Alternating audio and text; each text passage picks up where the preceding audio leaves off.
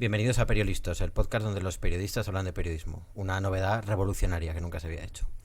Hoy tenemos a Isabel Valdés, que es periodista del País, de feminismo, de sanidad ahora en los últimos meses. Bienvenida a este podcast puro de la profesión. Muchas gracias. Y bueno, contanos un poco cómo empezaste a dedicarte a esta profesión, a este oficio. Al oficio. Al oficio empecé a dedicarme sin haber acabado la universidad, estudié en la Complu.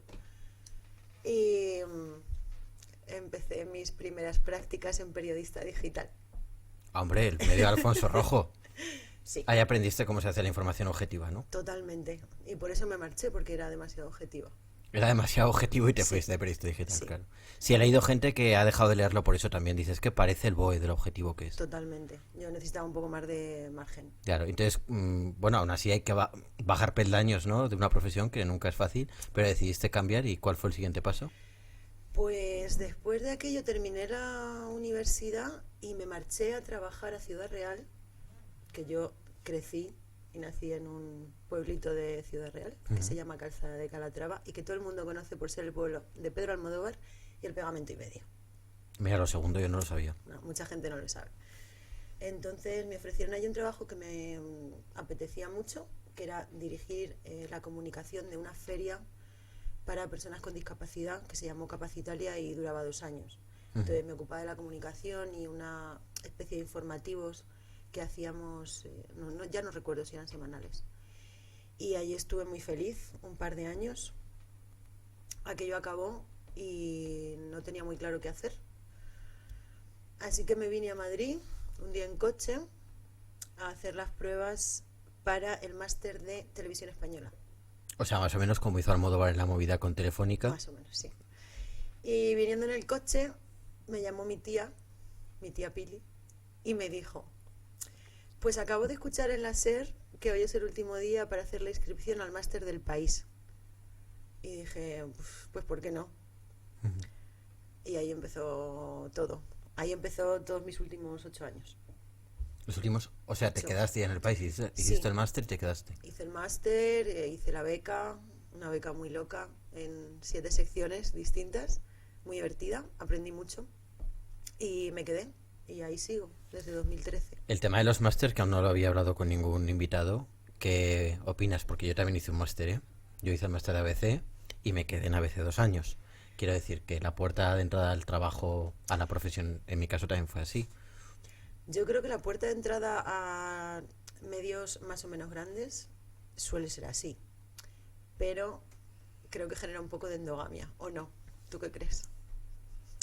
Definiendo a mí en este caso.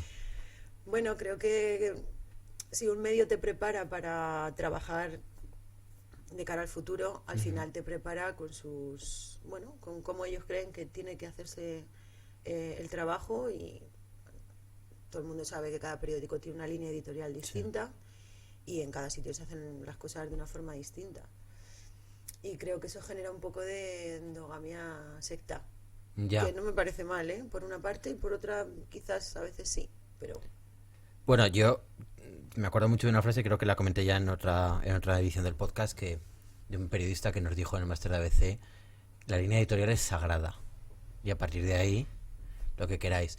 Yo tuve la suerte de que a mí me tocó la penúltima, creo, o la antepenúltima generación o promoción que dirigía Alfonso Armada, ex reportero de guerra del País, y ahora y donde hay que reconocer que el máster de ABC pues era un sitio libre. Éramos como la película esta de Oh Capitán, mi capitán, que subían en la mesa, pues parecido. Y ahí aquello era una locura. Y no había línea editorial, solamente había instrucciones de lo que era hacer buen periodismo. Pero es verdad que luego cuando bajabas a la redacción, la hostia era mucho mayor, claro. yo no sé si, bueno, nosotros en el máster cero línea editorial. Lo que sí que creo es que si tú ya te decantas por un máster, tienes una idea preconcebida de dónde quieres trabajar, sabes cuáles son tus ideas, no sé. Creo que al final te lleva, la vida te lleva y tus pensamientos te llevan, que puede ser que a veces... Sí, yo por ejemplo hice el máster ABC y no ideológicamente no pertenezco a la línea editorial de ABC. Yo lo hice más por Alfonso Armada, por el director. Claro que a veces no tiene por qué ver, o yo qué sé, yo conozco gente del Mundo que no casa para nada con la línea editorial del Mundo, pero sí que creo que al final quien acaba trabajando en un medio, o la mayoría de gente, quizás más la gente mayor, ¿no? Los que ya llevan mucho tiempo en un medio es porque quieren estar ahí. Hay gente probablemente que a lo mejor querría estar en el mundo y por lo que sea está en la razón. Bueno, pero es que eso es un temazo, el tema de la ideología de los redactores, sobre todo en un tiempo en que se ha polarizado un montón las líneas editoriales, sobre todo algunos medios. Gente que, como dices, tú está trabajando en una redacción con la que no comparte absolutamente nada. Y retuercen su argumentario para decir, no, porque esto que hemos hecho, y me acuerdo una vez, bueno, no voy a decir el periódico porque no, pero me acuerdo que la portada era una barbaridad, porque era opinativa. No era informativa, era demasiado opinativa, no que no fuera, demasiado opinativa. Y me acuerdo que hablando del periódico ese día, alguien dijo, no, pero en la página 38 hay un reportaje cojonudo. Y digo, hombre, claro, pero la vida no puede ser la página 38, ¿no? Un buen periódico no puede ser la página 38. Bueno, yo creo que al final también depende de lo que te ocupes, ¿no? Pero, por ejemplo, yo no hago opinión, no hago política. Yo tengo mis ideas porque soy una ciudadana, no soy solo periodista, aunque vivamos 23 horas al día haciéndolo. Pero obviamente tengo mis ideas. La información que yo hago no tiene nada que ver con mis ideas, o se supone que nunca debe tener que ver con mis ideas, porque yo hago información. Ahora mismo hago sanidad y me tengo que ocupar de intentar averiguar cuál es la realidad de los datos, cómo están los hospitales, cómo va la pandemia, cómo están los sanitarios. Mi ideología queda aparte, en este caso.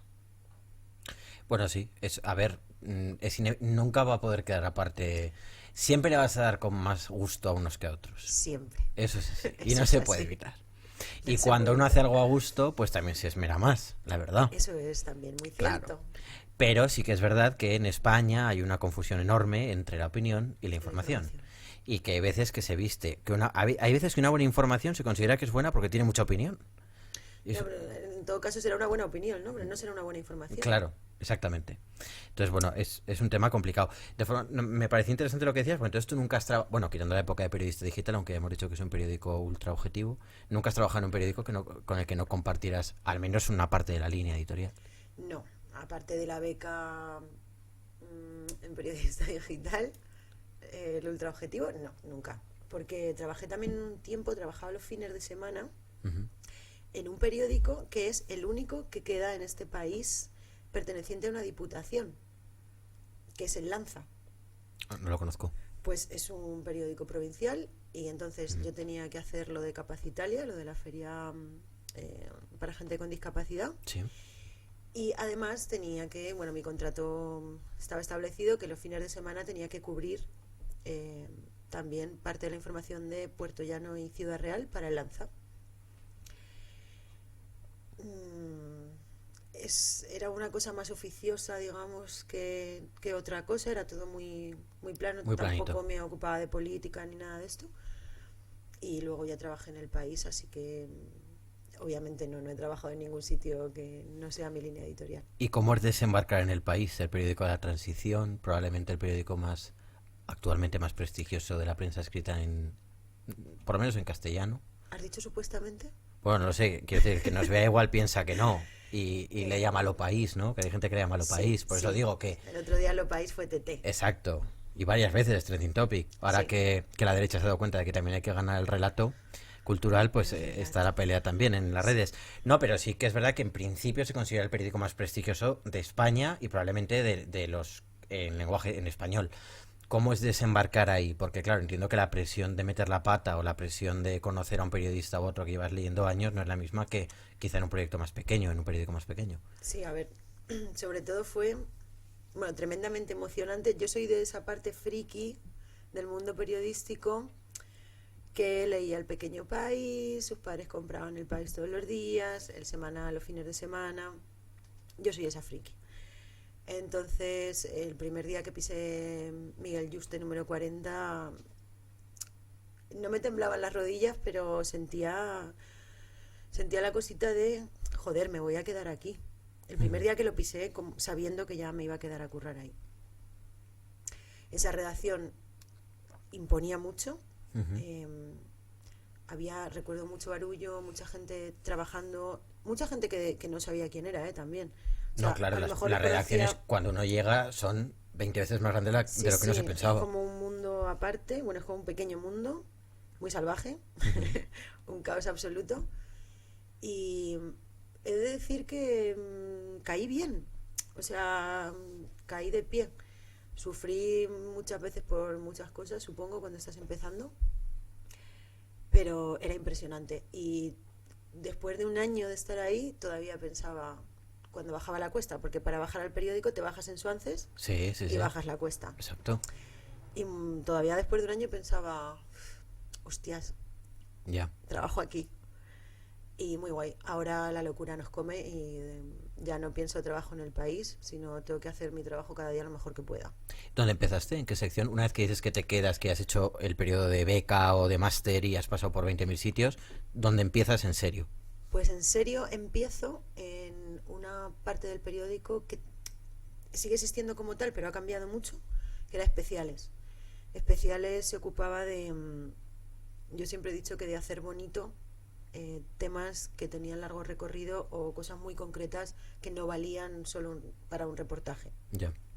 Yo que sé, hacíamos especiales del Prado, eh, hacíamos uno que normalmente era lo más visto del país en todo el año, que era el especial de las notas de corte de la universidad.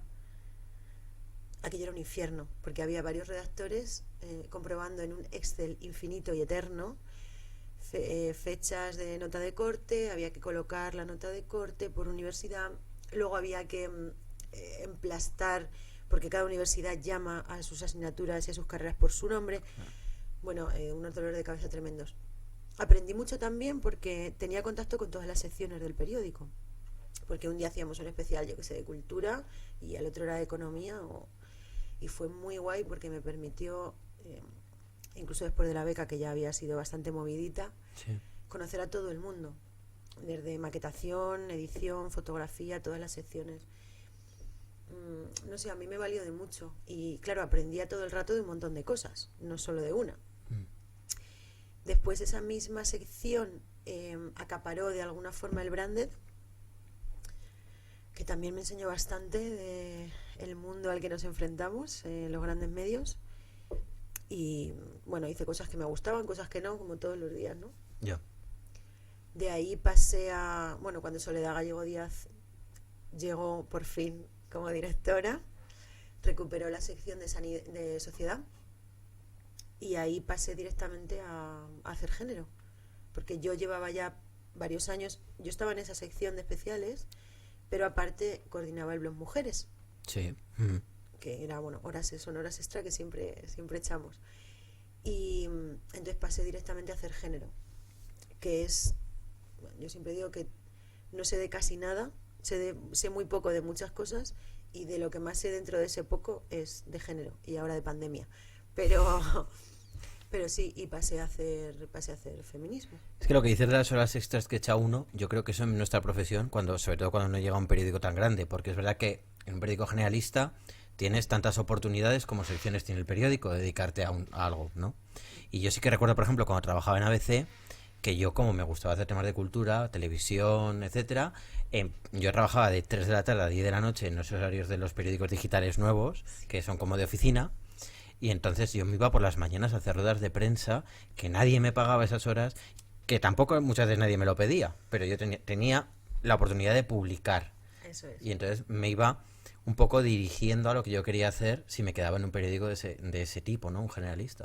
O sea, que en ese sentido yo creo que sí que es interesante destacar las horas que hace uno, que en realidad son horas libres para ir buscándose su camino. Totalmente. Yo también al principio, cuando estaba en especiales, dedicaba mucho tiempo a hacer cosas de cultura. Uh-huh. Y sí es cierto que me di cuenta que a mí la cultura me gusta mucho consumirla, pero no me gusta escribir sobre ella. Yeah. Y eso lo descubrí con el tiempo. Entonces, a mí me flipa el teatro, me flipa la música. Fíjate que un pelín, me gusta mucho el cine, pero está por debajo de la música y del teatro. Y me di cuenta que yo no servía ni para escribir sobre ello, ni tenía los conocimientos como para hacerlo. Pero también invertí muchísimas horas en eso, en ir a ver obras de teatro, en ir a conciertos o a festivales para currar, Sí. que no era al final mi cometido, pero me gustaba. Y el tema del feminismo es una convicción, o sea, es... Y eso es interesante, primero, por lo que dices, que es una convicción. Pero hace, no sé, 5 minutos, 10, estábamos hablando de que una cosa es la información y otra cosa es la convicción. Independientemente de que el feminismo, como eh, hecho de que promueve la igualdad, sea lo más digno y decente que se puede hablar. Pero más allá de eso, ¿cómo se compagina el que tú tengas clara una opción, ¿no? Ujú. Con informar de esa opción. Sobre todo porque quizá en algún momento te puede poner alguna especie de impedimento a la hora de criticar el movimiento feminista. O las decisiones que se tomen, o la gente que lo está en ese momento empoderando, ¿no? No sé cómo se maneja eso. Bueno, a ver, aquí hay una diferencia. Yo soy feminista, Ujú. pero no tengo ningún reparo ni tengo ninguna traba a la hora de pensar, que no saber, de pensar que Ujú. algo se está haciendo mal. Por ejemplo, todo este problema que hay con los transgénero, ¿vale? Por Sí. ejemplo, El TERF versus... sí. Sí. Yo tengo una posición muy clara, Ujú. pero si yo tengo que escribir sobre eso, yo no voy a usar mi posición, yo voy a contar lo que está pasando. Si en alguna ocasión he tenido que hacer opinión sobre algo, ha quedado patente que es opinión. Y si he tenido que hacer opinión, lo he hecho dentro de Mujeres, que es el blog, y no dentro del periódico, que es la información. Ya. Entonces, sí que creo que tú puedes tener una profunda convicción y tener opiniones clarísimas sobre muchísimos aspectos dentro del feminismo, y eso no te tiene por qué impedir contar lo que está pasando, porque al final una redactora que hace género tiene que contar lo que está pasando, igual que una redactora de sanidad puede estar a favor de la sanidad pública o de la sanidad privada, pero su cometido es contar lo que está pasando. Obviamente, eh, yo, por ejemplo, no soy TERF, pero si tengo que entrevistar a una TERF y tengo que preguntarle por qué y tengo que preguntarle qué piensa y cómo le gustaría que fueran las cosas, no le voy a meter la puntilla, simplemente Ya. voy a hacer mi curro. Y eso cuando empezaste con el blog, que era un tema más personal tuyo, bueno, profesional, pero más personal, de que era una ambición tuya profesional, antes de que el periódico mismo te dijera, ahora vas a llevar esto porque además que te lo pedimos. Ahí también te costó más, o sea, tuviste muy claro el cribar lo que estás comentando ahora, ¿no? Lo que era información de lo que eran tus filias en ese movimiento, ¿no? Lo que te parecía que era más importante destacar o no. O al principio notaba uno un poco más de libertad y luego cuando ya se lo piden dice, espérate que esto se pone serio y voy a tener que pensar mucho más lo que voy a hacer. Pues sí, fue un poco así, claramente. Em, Al principio de coger el blog era una cosa que importaba más bien poco al resto del mundo. O sea, al resto de la gente, bueno, pues, tampoco nadie tenía puesto el foco de atención sobre eso. Entonces yo tenía más libertad para hacer un poco lo que podía cada día o lo que me apetecía o lo que fuera. Pero era un blog. Entonces también se sacaban cosas súper curradas y había cosas muy bonitas, pero no dejaba de ser un blog. Cuando era opinión se ponía que era opinión y cuando era información también. Pero sí que es cierto que dentro de un blog tienes un poco más de margen o tienes un poco menos de mano dura contigo misma Ujú. para poner un muro y decir, no, esto no lo puedo poner. Hay veces que sé que crucé la línea claramente eh, entre lo que pensaba y lo que estaba pasando. O sea, que filtraba un poco, permeaba lo que yo pensaba dentro de lo que estaba contando. Pero también muchas veces pienso, joder, estoy contando que hay una desigualdad brutal en todos los ámbitos del mundo. Estoy contando violaciones, estoy contando acoso continuo en la calle o en el curro, estoy contando ablaciones. Joder, si no me permeara eso, igual tendría un problema, ¿no? Ujú. Entonces hay cosas que dices, son opinativas. Opino que el machismo es una basura. Sí, es opinativo, pero es que también me parece objetivo. Quiero decir, todo aquello que no abogue eh, por un derecho humano y fundamental como es la igualdad, Ujú. me parece una basura. Entonces defender eso nunca me ha parecido opinativo, sino básico. Básico para mi supervivencia como ser humano. Es igual que si tú le dices a alguien, eres un puto racista. A nadie le va a parecer mal que tú le digas a un racista, eres un puto racista. Pero sin embargo, si yo me atrevo a decirle a alguien, eres un puto machista, alguien me va a acusar de feminazi o de feminista como si eso fuera un insulto. Y yo creo que eso es algo que sí que hay que superar. También dentro del mundo de la información, ¿eh? Es decir, ser feminista es igual de objetivo que ir en contra de la xenofobia, de la homofobia o de la pederastia. O sea, ese es mi punto de vista. Y así lo trato yo y así me comporto yo con mis temas y en mi vida normal. Me parece interesante lo que cuentas de que cuando empezaste con el blog, el tema del feminismo no estaba todavía muy mediatizado, ni tenía demasiados seguidores. Me interesa que nos cuentes un poco cómo fue ese proceso en el que se empieza a repuntar el interés, ¿no? Entiendo que ahora los periódicos digitales, que se puede medir prácticamente lo que a la gente le interesa y lo que no, y por tanto se ven las evoluciones. ¿Cómo fue el cambio? ¿Cómo se empezó a notar? ¿En qué momento, si incluso si llegaste a identificar un momento en que dijiste, estos temas están empezando a despuntar en la sociedad? Yo diría que a partir de 2012-2013, más o menos, yo empezaba a ver cómo, bueno, pues algunas redes sociales, algunos periódicos sí que prestaban atención a, bueno, pues a lo que ellos llamaban cosas de mujer, que también es muy gracioso porque durante mucho tiempo esas cosas de mujer no tenían nada que ver con el feminismo. Te plantificaban, todavía las hay y de hecho las han creado nuevas y siguen siendo así, te plantificaban una sección de mujeres en la que te hablaban de cómo adelgazar, de qué pantalones quedaban mejor a tu culo y este tipo de cosas que se siguen haciendo. ¿Que se siguen haciendo? Sí. Vale. Entonces, yo creo que a partir de aquella época, más o menos, 2012-2013, se empezó a mediatizar un poquito, pero era como un atisbo de lo que podía empezar a ser. Luego ya, a ver, aquí San Fermín tiene mucho que ver, ¿vale? Aquí los Sanfermines tienen mucho que ver. Todo el tema de Nagore en su momento, si hubiera pasado 4 años después, hubiera sido una locura. Pero pasó justo en ese momento en el que estaba empezando a importar y todavía no importaba. A partir de eso, de 2014-2015, la sociedad como que se empieza a mover. Empiezan a pasar muchas pequeñas cosas, ¿no? Entonces a la gente le empieza a importar. Tiene mucho que ver en esto el crecimiento del uso de las redes sociales entre la gente más joven, una nueva generación que ya se ha criado así y no de otra manera, porque tú y yo no nos hemos criado con Twitter en la mano. No. Vale, que ya tenemos una edad. No, seamos sinceros. No. Entonces empiezan a pasar cositas en Estados Unidos y en Latinoamérica. También empieza a haber un movimiento que se oye y de repente en España, para mal o para bien, en aquel momento, quiero decir, porque podría haber ocurrido como con Nagore 4 años antes y a lo mejor no nos hubiéramos enterado, pero en aquel momento ocurrió el caso de La Manada y aquello reventó. O sea, creo que reventó la paciencia de muchas mujeres muy jóvenes, reventó también la paciencia de muchas mujeres muy mayores y de repente posicionó, no quiero, esto sí me parece un tema serio, no quiero meter la pata.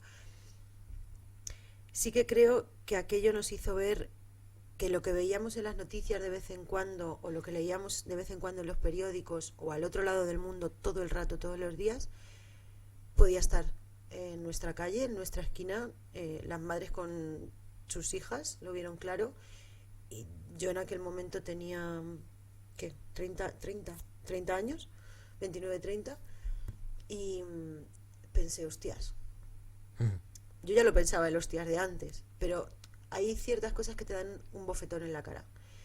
Y aquello dejó muy claro que podía pasar en cualquier momento, en cualquier sitio. Y que no era cosa de no era aislado, ni era algo raro. Bueno, es que incluso la manera de contar ese tipo de cuestiones en los medios cambió brutalmente porque, hablando de Sanfermines, es muy sintomático que en los telediarios, que es sobre todo donde quizá impacta más la imagen, yo recuerdo que la típica escena del chupinazo de San Fermín, donde hay una chica que la tienen cogida en hombros y abajo hay un montón de tíos arrancándole la camiseta y tocándole las tetas, eso era una imagen jocosa. Era la normalidad. Para abrir un telediario de julio, que hay muy poca chicha, en 2003. Sí, no, en 2003 no. O en 2010. Y en 2013. 2013. Entonces, eso ahora mismo sería impensable en 7 años después. Que también está muy bien. Sí, impensable no lo sé, pero efectivamente. O sea, yo siempre pienso, joder, qué acojonante, lo rápido, porque es rápido, ¿eh? Uh-huh. Muchas veces cuando yo me he sentado a lo mejor a cenar con amigas feministas o a debatir cosas, cosas de feminismo, como me dicen mis amigos, nos quejamos a veces de lo lento que va todo, ¿no? Y de cómo puede seguir o sea, cómo puede pasar esto otra vez y cómo puede seguir pasando. Y en realidad, el mundo, que era muy lento para los cambios, en esto ha sido relativamente rápido. Y aunque yo también suelo estar hasta los ovarios de muchas cosas todos los días, pienso que hay un montón de detalles que efectivamente hace 5 años eran la normalidad de todo el mundo y que ahora a nadie se le ocurre. Y de hecho, pongo un ejemplo bastante claro, que es que yo misma, que he usado ¿qué coñazo es esto? Durante mucho tiempo, durante muchos años de mi vida, he dejado de usarlo y cuando se me escapa me siento fatal, que es una tontería, pero no lo es, porque esas pequeñas cosas son a las que estamos empezando a prestar atención nosotras. No voy a decir nosotras, porque parece que nosotras las mujeres somos feministas solo por tener vagina o por sentirnos mujeres, y no es así. Quien es feminista presta atención a eso y quien no. Pero estamos empezando, creo, a hacer que los demás también presten atención, y me parece muy importante. Y eso se vio en los medios. Y yo creo que tuvo que ver las redes sociales, que he perdido el hilo antes. Sí. Tenían que ver las redes sociales porque al final, en un mundo digital en el que a los medios les importa muchísimo que se están moviendo las redes, voy a toser, pero no tengo COVID. Tose. Perdón. De repente un tema que se empieza, o sea, que empieza a filtrarse por todos sitios, a los medios les empieza a importar. Tiene mucho que ver. El 8M, cuando se empieza a volver masivo, que no lo era, yo recuerdo 8 de marzo, no voy a decir pequeñitos, ¿no? Pero la brutalidad de 2017, que ahí sí que creo que se marcó un antes y un después. 2016 la manada, el caso de la manada, y 2017 ese 8 de marzo, te lo juro que si pienso en aquel 8 de marzo 20 segundos seguidos, lloro.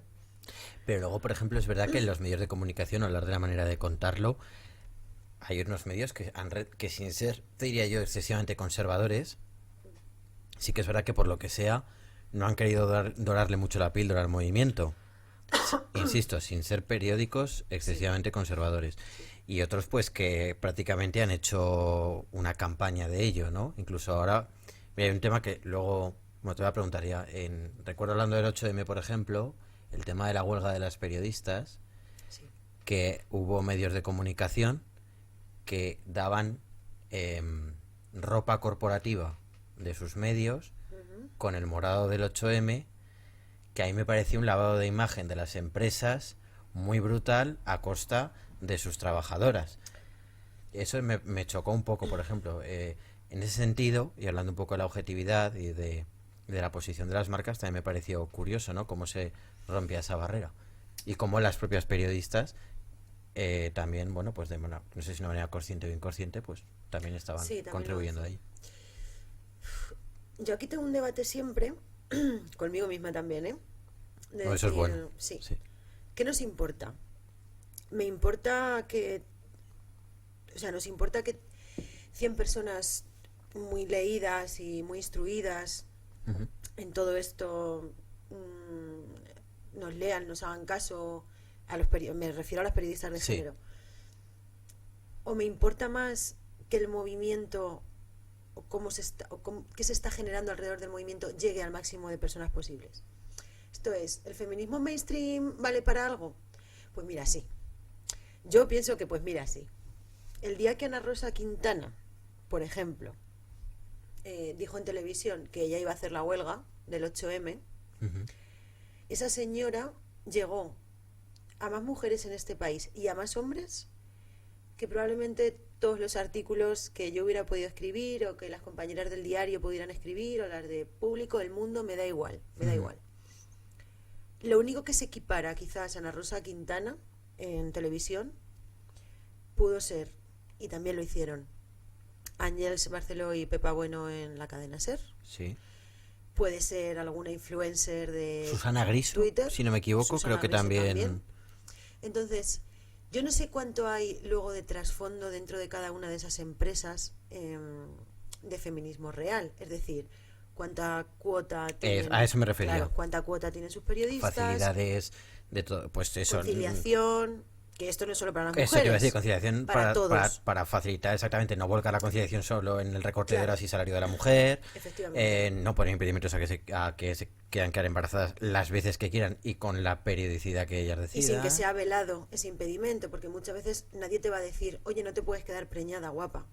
Pero tú sabes que si te quedas embarazada a determinada edad, tu carrera se corta, o se va a paralizar al menos. Y no vas a tener facilidad para poder reincorporarte o para reducir tus horarios. Ujú. Y menos todavía en un trabajo como el nuestro, Sí, en el totalmente. que duermes, pues, a veces 3 o 4 horas al día. Entonces, yo tengo muy claro que ese feminismo no ha llegado a los medios de comunicación. O sea, los datos que hay es que el número de redactoras y redactores más o menos puede estar equilibrado en ciertos sitios y sin embargo en cuanto empiezas a escalar, el techo de cristal funciona en todas partes. ¿Cuántas redactoras jefas hay? ¿Cuántas jefas de sección? ¿Cuántas subdirectoras? ¿Cuántas directoras? Muy pocas. Muy pocas. Ya. Entonces, eso es una cosa que hay que seguir mejorando. Pero sí estoy de acuerdo en que un primer paso, y no pasa nada por darlo, Ujú. es el que hubo en 2017, en 2018 y en 2019.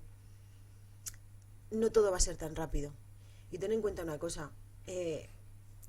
Una cuestión es un día irte a la huelga, que además, cuando ya la sociedad en su conjunto está acogiendo de alguna u otra forma el movimiento, vende mucho como medio. Esto es así. Sí. Tú eres un medio de comunicación, dejas a todas tus periodistas irse a la huelga, lo enseñas y obviamente que vende.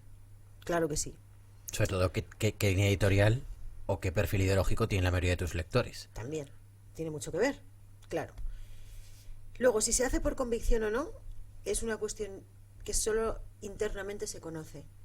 Yo sé, por ejemplo, que en mi periódico la mayoría de la gente, puedo decir que el 90% de la redacción estaba convencido de que esa huelga se tenía que producir. Y de hecho, tuvimos 0 impedimentos para irnos a la huelga. Todas las que quisimos. De hecho, se quedó vacío el periódico y fue muy bonito.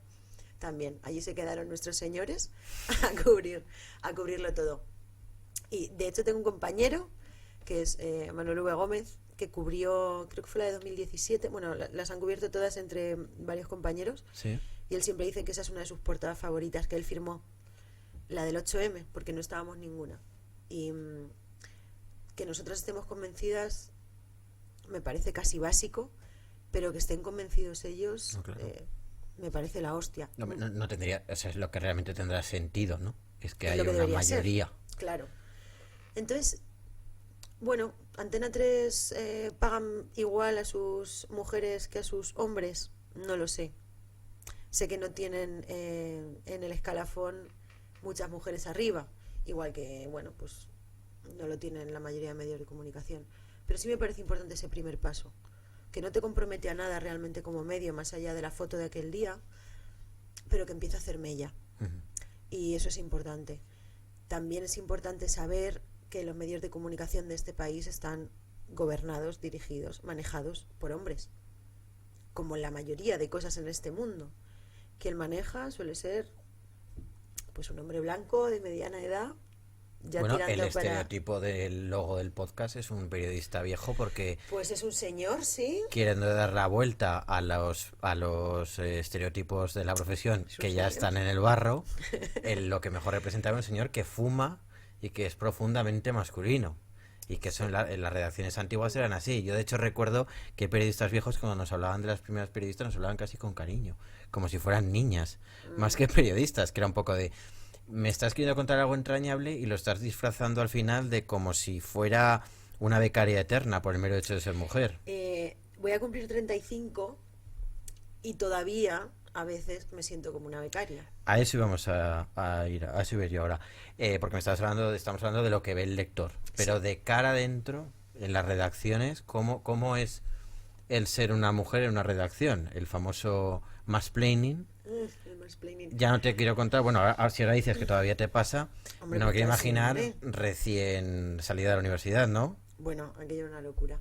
Pero claro que pasa, o sea, ¿cómo no va a pasar? Tú me preguntas además por una redacción que es la mía, que tiene cientos de personas. Una redacción es un mundo pequeño, es un pequeño universo. He de decir que yo muchas veces ya ni siquiera me cabreo.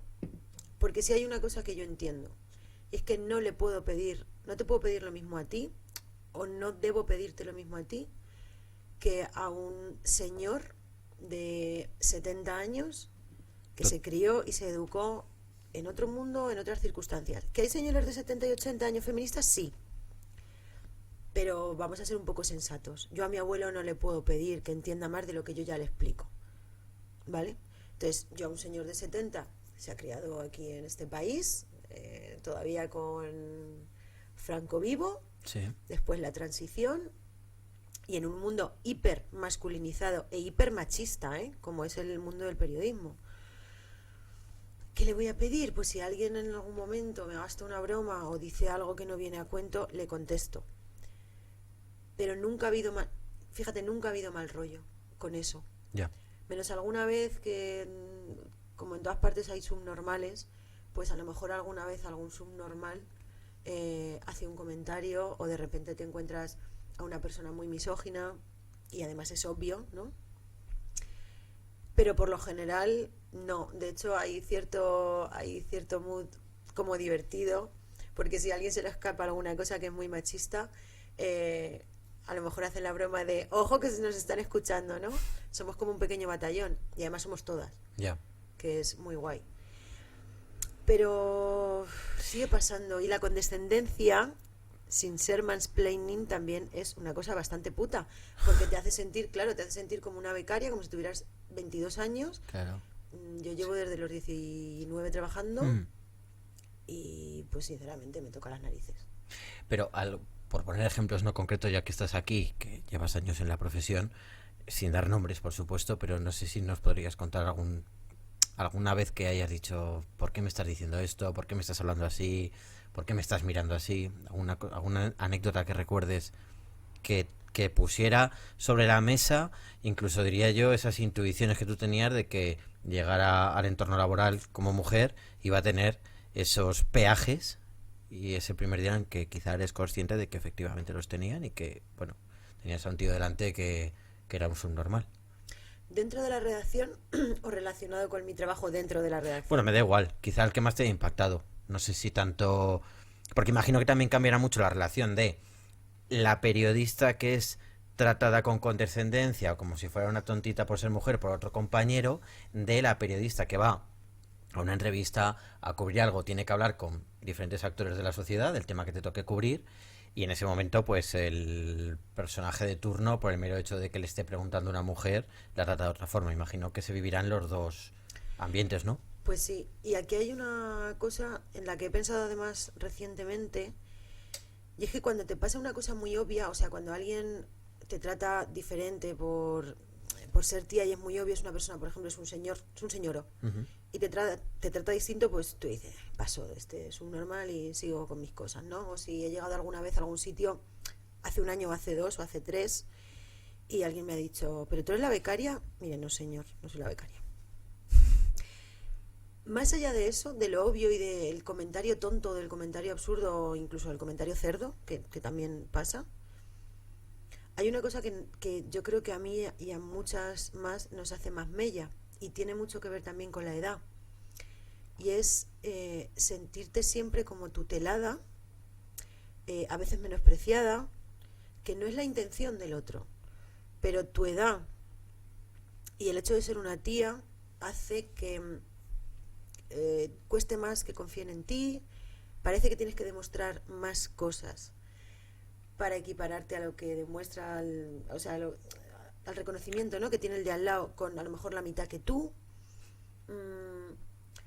Eso es un sentimiento muy continuo, a veces casi permanente, o durante un tiempo fue casi permanente, y impide mucho porque a veces te hace sentir insegura, piensas, estoy haciendo las cosas mal, o esto, hasta que identificas, ¿no? Y cuando te das cuenta que eso es una atmósfera, yo qué sé, ya sea en una sección, o sea en una rueda de prensa, o sea en lo que sea, entonces dices, yo llegó un momento que pensé, o sea, que os den por culo, lo pensé así, al mundo en general. Estoy haciendo mi trabajo, lo hago siempre lo mejor que puedo, soy una persona muy entregada a mi curro, mucho.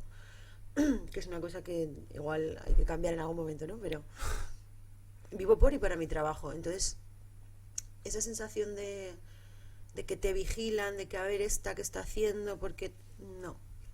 Y eso es mucho más frustrante y mucho más negativo y perjudicial, que para mí lo fue, y yo creo que para todas, que el hecho de que alguien te suelte un comentario tonto. Porque el otro va minando. Con los seres que hubo y que ha habido y que habrá en la prensa española, hombre, es verdad que hubo una limpia importante, siento ser brusco con esto que voy a decir, ¿no? Pero hubo una limpia importante de viejas glorias. Digo esto en el sentido de que las viejas glorias, quizá por su edad biológica y la educación que recibieron, eran los más proclives a lo que un poco comentabas tú, ¿no? A vivir en aquella época en la que eran educados pues en un sistema machista. Sí. Y por tanto, pues quizá era más fácil que luego trataran a las futuras periodistas con un tono machista, unas formas machistas.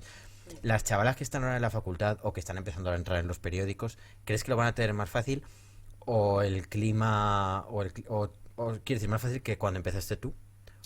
¿O el clima sigue siendo parecido? Que va, no. O sea, nada que ver es nada que ver. Yo no creo que el país, en general, su redacción haya tenido un comportamiento, desde que yo estoy, Uh-huh. haya tenido un comportamiento machista porque sí. Obviamente no. Hay que también tener en cuenta, yo siempre digo que vivo en una burbuja. O sea, yo vivo en una burbuja de muy pocas personas y ese es mi universo, y yo entiendo también que mi universo puede no ser como el de otras redacciones y me consta que no lo es. ¿A qué te refieres con una burbuja de pocas personas? Pues que al final quienes trabajamos en un medio de comunicación pasamos muchas horas con nuestros compañeros. Uh-huh. Y la gente que trabaja con nosotros se suele parecer a nosotros. Esto es así, se suele, ojo. Entonces, y de quien te rodeas al final y quiénes son tus amigos, etcétera, pues son gente que se parece a ti. A lo mejor con 12 años no, porque es el niño que te toca en el cole. Pero ya cuando curras y cuando tienes un curro que es vocacional, etcétera. Yo en eso comparto lo de que con los años sus amigos se parecen más a él. El trabajo quizá es el ecosistema donde más te toca tragar con un tío o una tía que te parece un subnormal, volviendo al claro, término. Por También aplicado muchas veces. Sí, pero por eso te decía que a lo mejor yo vivo en una burbuja, porque al final quien trabaja en el país es porque quiere estar ahí. Estoy segura, de eso sí que estoy convencida. O sea, no conozco a nadie en ese periódico que quisiera estar en otro sitio pero está ahí, no. Entonces por eso te digo que es una burbuja. Yo sé que soy una persona, y lo tengo que decir, tremendamente afortunada. Uh-huh. Trabajo en el sitio que quiero, en el que siempre quise. Hay poca gente más feliz que yo probablemente trabajando cada día, pero sé que es una burbuja y sé que de quien yo me rodeo es muy parecido a mí. Yeah. Entonces no tiene un ambiente. He perdido totalmente el hilo de por dónde veníamos. Estábamos hablando de que si las redacciones hoy en día eso sí, han generado un ecosistema mucho más fácil para las jóvenes periodistas. Sí, eso te decía, que no creo que nunca haya sido especialmente, obviamente seguramente en los 80 lo fuera. Uh-huh. No lo sé, obviamente sí, como en todos sitios, ¿no? Pero ha cambiado muchísimo en los últimos 7-8 años. Yeah. Mucho. Ahora hay cosas que ya no se dicen, hay formas en las que ya no te tratan, hay gente que se contiene. En todas las redacciones hay gente que tiene incontinencia verbal y hay gente que ya se contiene. Y luego está claro que según van pasando los años y según vamos avanzando, las que vienen detrás, mucho se tendría que torcer la cosa. No, sí, hombre. Y muy mal lo tendríamos que haber hecho. Sí. ¿Sabes? Para que de repente dentro de 3 años la cosa esté peor, ¿no? Lo que está claro es que ellos van a tener que seguir remando, ¿no? Es como un dique que hay que estar reforzándolo, ¿no? Constantemente, eso sí, ¿no? Sí. O sea, esto de... A los tíos se nos va, ¿no? Enseguida, cuanto cojeamos, ¿no? Con cierta... Yo creo que sí. Y fíjate que yo creo que incluso a veces se les va más a aquellos que piensan que lo tienen todo interiorizado. El aliado. Sí. Ay, Dios, esa palabra. Qué horror. Me gusta mucho, ¿vale? A mí las alianzas me molan. Pero la palabra aliado, no sé por qué, ha cogido como un tono despectivo para quien no es feminista, para referirse a los hombres feministas, que no sé, como que genera rechazo. ¿Por qué no puede ser soy feminista y ya está? O sea, ¿por qué hay que ponerle otro nombre? Porque ahí estamos volviendo a diferenciar las feministas y los aliados. No, señor. O sea, las feministas y los feministas, ya está. O sea, ¿cuál es el problema? Bueno, eso es el debate semántico que nunca acaba. Pero es que es muy importante. Los debates sí, pero los debates semánticos a veces son eso, debates para rellenar tiempo, porque yo creo que hay cosas como que están superadas, pero hay que estar hablando del tema 20.000 horas y... Claro, pero no lo están en realidad. Y lo del lenguaje es un poco una preocupación, quizás puede parecer, ¿no? De elitista o más intelectual que práctica, pero para nada. Porque el lenguaje, que es lo que conforma totalmente el pensamiento, las acciones, quiero decir, tengamos cuidado. Igual que yo he dejado de decir esto es un coñazo, también siempre se explica que, bueno, que la violencia es un iceberg, que vemos la puntita, que son ya los asesinatos, etcétera, pero es que debajo de todo eso hay mucha mierda que empieza por un chiste machista o por tengo 8 años y te levanto la falda en el cole y te toco el culo. Sí. Que esto es algo que pasaba cuando yo tenía 8 años y que sigue pasando. Ya. Entonces, empezar a cambiar eso sí que creo que es importante. Y el lenguaje, por supuesto. Sí. Además, los que os dediquéis a escribir de estos temas, ¿no? Un Sí. tío periodista haciendo temas de feminismo, ¿cómo tiene que hacer para no acabar siendo un señoro que hace temas de feminismo y al que la tecla se le va y no era correcto como lo he terminado de explicar? Porque es un reto, meterse en eso. En este mundo de hoy, Lo hay, Aquí lo hay. te ¿Hay vamos a- algún... ¿Conoces Sí. algún periodista hombre que se dedique fundamentalmente a temas de no. feminismo? Periodistas hombres, periodistas que se dediquen a esto, no se me viene a la mente ninguno. Lo que significa que no habrá ninguno que se dedique exclusivamente a esto porque lo conocería. De hecho, todos mis grupos... ¿Y lo puede haber o lo debería haber? Claro, ¿por qué no? Mira, esto es algo que tiene mucho debate. ¿Tienen los hombres que estar en el mismo sitio que las mujeres respecto al feminismo? ¿Pueden los hombres hablar de feminismo? ¿Tienen que escribir los hombres sobre feminismo? Pues hombre, yo pienso si lo que queremos es que hombres y mujeres estén en el mismo sitio, que eso es el feminismo.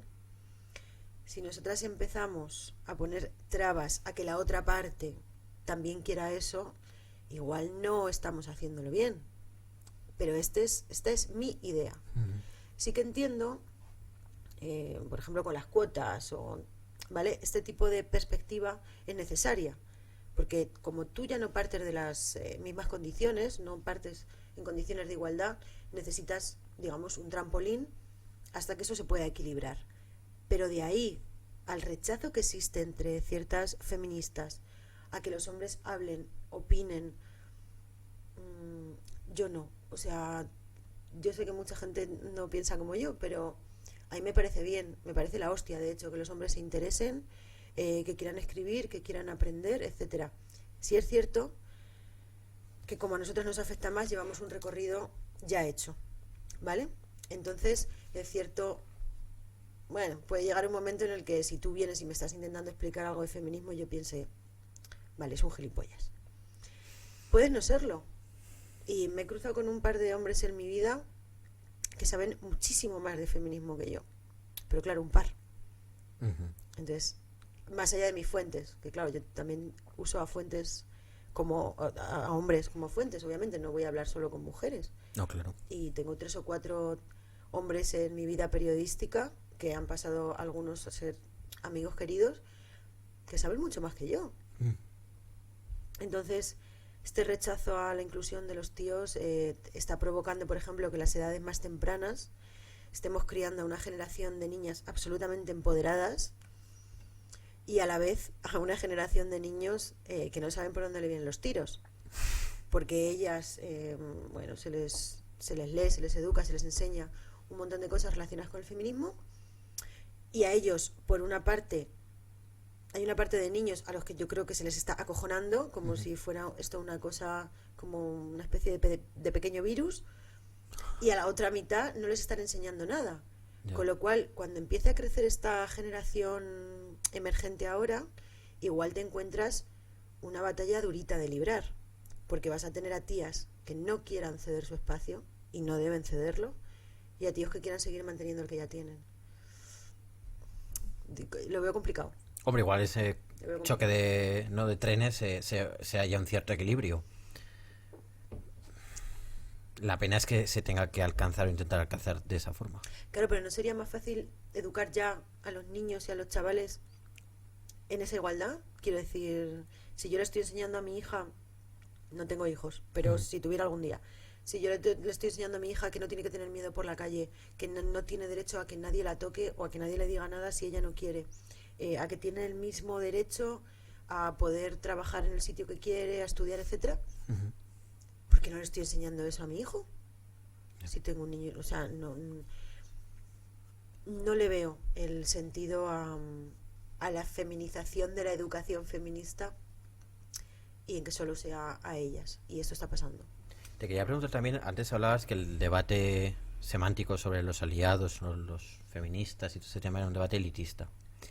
O relativamente elitista. Y sí que me parece interesante resaltar, y quizás una cosa que yo, como lector de prensa, he visto, y es que quizá no hay muchos temas de feminismo de clase. Quiero decir, que se hable de los problemas que genera el machismo en las clases menos, no sé si decir menos pudientes o con menos formación, trabajadores, pues eso, con escasa formación, gente que... ¿Tú crees que no se hace?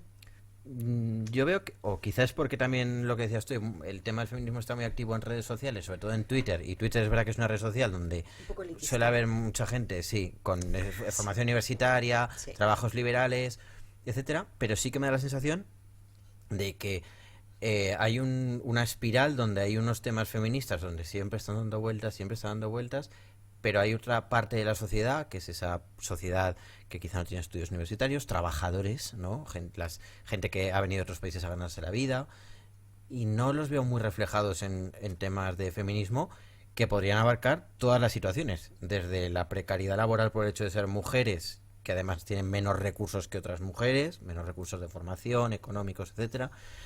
Por supuesto, la violencia sobre ellas de cualquier otro tipo, el intrafamiliar. No sé, esto... Aquí hay dos cosas. Una es que cuando decimos temas de feminismo, a mí lo entiendo, pero a mí me sigue chirriando, porque el objetivo dentro de una redacción, por ejemplo, a tener una corresponsalidad de género que ocupa mi compañera Pilar Álvarez, o a que el feminismo transpire por todas las secciones, no es hacer temas solo de mujeres, o no es que haya una sección haciendo temas de mujeres, sino que todas las secciones estén atravesadas por esa visión feminista. Eso por un lado. Y luego por otro, cuando hacemos temas de conciliación laboral, estamos hablando de esas mujeres. Cuando hacemos temas de precariedad, estamos hablando de esas mujeres. Incluso en pandemia, estamos hablando de mujeres todo el rato. ¿Quién son la mayoría de médicas? Son ellas. Y decimos médicos, y son ellas. Enfermeras. ¿Quién son las que han tenido más problemas para conciliar en plena pandemia, en pleno confinamiento? Ellas. ¿Quién ha acabado cargando con todo el trabajo de casa cuando estábamos metidos en casa, además del suyo si podían teletrabajar? Ellas. ¿Quién son las que menos han podido teletrabajar? Ellas. Entonces, al final, la realidad que estamos contando casi siempre está atravesada por estas mujeres a las que tú te referías, que pueden ser mujeres con un... Es que me parece muy feo hablar de clases, pero las clases existen, no, existen, en este país. Es verdad, yo no estoy de acuerdo. Feo, claro que es feo. Es feo que te cagas, pero es que existen y están ahí. Hay tantas cosas feas que existen. Entonces, sí es cierto que cuando trabajas en un periódico quizás grande hay muchos temas pues del lenguaje que son bonitos y son importantes, ¿no? Y acabas escribiendo sobre ellos, pero hay muchos otros que no son tan bonitos ni tan importantes y que yo sí creo que al menos en mi diario sí tratamos. O sea, nosotros además tenemos por ejemplo una sección que es Planeta Futuro, sí, que llevan años, desde 2014 de hecho, hablando de todos los temas relacionados con la mujer que no vivimos en esta sociedad, ¿no? Pues yo qué sé, ablaciones, matrimonio infantil, todo este tipo de cosas que a nosotros nos parecen tan lejanas, también los tratamos a diario a través de Planeta Futuro. Y luego quizás sí es cierto que nos hemos enfocado en los últimos años más en temas, por ejemplo, como los de las Kellys, las trabajadoras de los hoteles, Sí. de la limpieza, etcétera, también de las cuidadoras. Pero fíjate, ahora hablando contigo, no te voy a quitar la razón en que igual habría que hacer más temas enfocados a aquellas mujeres que quizás nos leen menos, que quizás son menos nuestras lectoras, pero que al final son el grueso de la población. Claro. Porque el grueso de la población no somos ni tú ni yo, ni es el mundo de la política, ni siquiera son los médicos, de los que ahora solo hablamos de médicos. Son las clases trabajadoras. Son las clases trabajadoras más empobrecidas y más puteadas ahora también. Y hace unos meses, un tiempo ya, sacaste un libro, Violadas o Muertas, ¿no? Hostia, hace unos meses no. ¿Cuál? 2018. Bueno, que el tiempo pasa muy rápido. Muy Es que rápido. la pandemia a mí se me ha pasado como si Ya, no nos está hubiera metiendo- pasado el tiempo. Sí. Sigo teniendo 30 años en mi corazón. Eso quieres tú. No, pero sí que me interesa un poco saber la experiencia de una periodista que saca un libro, que no es presentadora de televisión o presentador, porque ya se sabe que si sales en la tele, entonces sacas un libro, pero ¿qué te da el libro que no te permite hacer el diario? Más reflexión, más opinión, empaquetar todo lo aprendido en unas páginas. Más reflexión, no, ya te lo digo. Porque ese libro se escribió en 11 días. 10 días y medio, más o menos. Como César Vidal. Fue una contrarreloj brutal. Yo tenía una cosa buena en aquel momento y fue la única razón por la que dije que sí, aparte de mi cabreo monumental. Y es que el día que sale la sentencia de la manada, Sí. yo recibo una llamada de teléfono y alguien me hace esta propuesta. Y yo me lo pensé en muy poquito tiempo, o sea, horas. Y se me avisó de que tenía que ser a contrarreloj. Lo bueno, que llevaba siguiendo el caso desde el minuto cero, que lo tenía todo muy fresco, porque pasaban muchas cosas todo el rato y cuando tú sigues un tema y pasan cosas todo el rato y tienes que escribir o, ¿sabes? O estás interesado, al final todos los pequeños detalles se van quedando y es un pozo que se te queda ahí, es una base. Y dije que sí y fue la hostia escribirlo porque de repente me di cuenta de que aquella, lo voy a decir así, de que aquella mierda era mucho más mierda de lo que yo había estado viendo. Al final, cuando tú tienes un tema que se te dosifica tanto en el tiempo, como lector o como periodista o como lo que sea, yo creo que muchas veces te va haciendo callo. Entonces llega un momento en que ya no lo ves desde la gravedad que tienen, sino desde la profesión o desde el goteo de Como constante. los muertos con el COVID, ¿no? Pues El 1 de abril, ¿no? 900, casi 1000 Sí. muertos. Pues dabas el dato Y como... ya está, claro. Pero cuando de repente los 2 primeros días yo reúno toda la información, me vuelvo a leer esa sentencia y lo pongo todo en foco para sentarme a escribir, que al final aquello era una redacción de qué había pasado, qué había estado pasando en la sociedad alrededor de aquel momento y cómo aquello había cambiado a la sociedad y cómo la sociedad también había hecho que el caso fuera de una u otra forma, no nos engañemos. Esto podría haber pasado totalmente desapercibido e igual jamás hubiera llegado al Supremo. Hace, yo qué sé, 10 años, 15. De hecho, bueno, y no controlo tanto el tema como tú, obviamente, pero me suena que habían hecho algo similar con una chica un poco antes, ¿no? En Pozo Blanco, sí. Eso, o sea, que tampoco es que fueran... Claro. Vamos, que estos tíos, pues coincidió esa situación, pero vamos, que...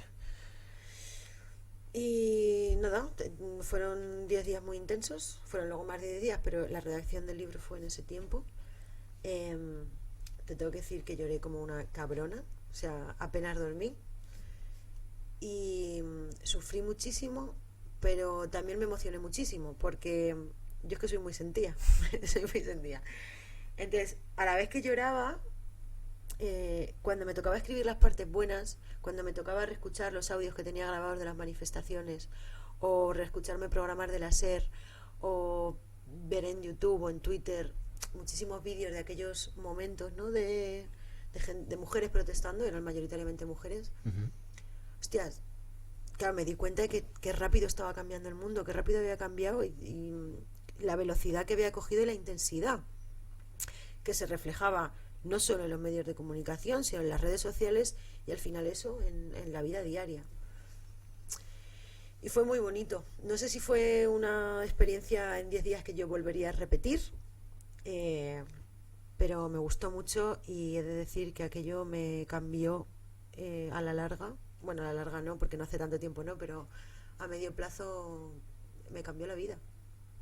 Me cambió la vida. Y justo después entré a hacer género.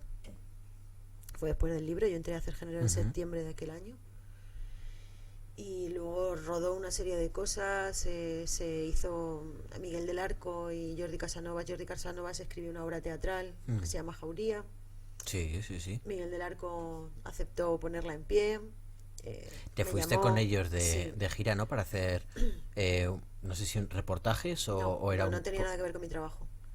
Miguel me llamó, Miguel del Arco, el director de la obra, me llamó en un momento determinado para, él dice, para que lo asesorara. A mí esa palabra me parecía muy grande, pero sí quería que le echara un ojo al texto, etcétera. Porque el texto era escrito por... No es un texto escrito, es una... ni siquiera es una dramatización, o sea, el texto es la sentencia.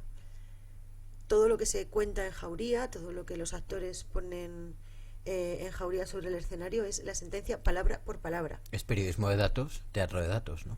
Sí, es teatro documental. Tú te basas en una cosa absolutamente real para ponerla sobre las tablas. Y Miguel quería que le echara un ojo porque, aunque eso era documento puro y duro, tú sabes como yo que en periodismo, si pones una frase antes o después, la intención puede ser una u otra. Y si le das más cabida a una fuente o a otra, tiene que ver, pues en teatro. Bueno, y al final una noticia tiene que ser un producto que se venda, porque si no se vende no lo lee nadie, y si no nos lee nadie, ¿qué hacemos? Efectivamente. Entonces, Miguel, más allá del compromiso, y Jordi también, tenía miedo. Bueno, pues como al final tuvimos todos justo antes de que se estrenara, porque en un proyecto así, ¿cómo no vas a tener miedo, no? De hacer daño o de perjudicar más que de ayudar.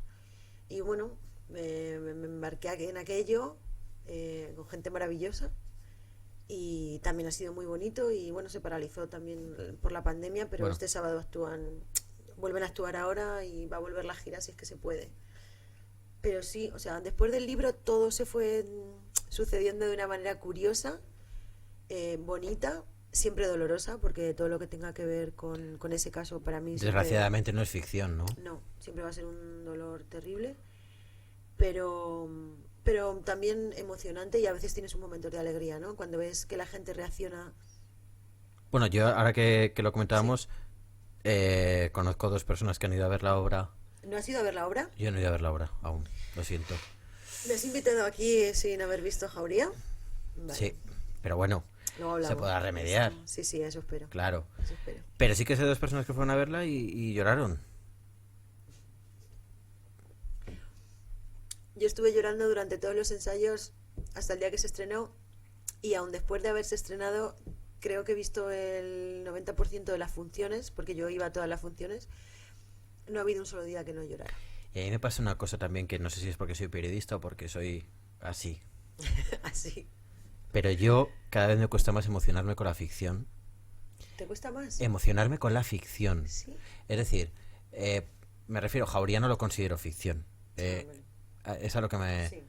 Lo que quiero decir, que me cuesta mucho desde hace tiempo leer novela por leer, o me cuesta mucho, no sé, al final me gusta acercarme a las cosas de una manera lo más pura posible. No sé si es una deformación profesional o, ya te digo, una cuestión puramente de carácter, pero sí que es verdad que me cuesta, y tener no sé, yo creo que tener la oportunidad de contar cosas que son así y llevarlas, hombre, de una manera atractiva para el público, claro, no le vas a leer a la gente, pero me parece que es interesante que nosotros también logremos hacer eso, no evidentemente en el teatro, sino a modo de noticia, ¿no? Acercar a la gente a temas que pueden ser duros o que a la gente no le gusta ver. Yo cuántas veces hemos oído lo de: yo no veo esto porque para ver amarguras, ¿no? Pues ya tengo bastante con mi vida o tal.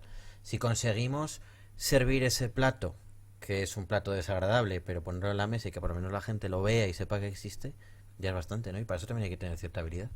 Pero no hacemos, quiero decir, pongo un ejemplo, porque no hacemos eso todos los días. No intentamos que la gente lea nuestras noticias aunque hablen de basura. Supongo que sí, supongo que sí. Yo puede ser. Ahora, por ejemplo, con el tema del COVID, yo creo que ha tenido casi un ejemplo de que estamos hablando del dolor convirtiéndolo en atractivo. También tengo que decir, el mundo digital, el SEO o no SEO y estas cosas hacen que al final confundamos hacer una información atractiva con hacer una información sensacionalista O viral. o viral.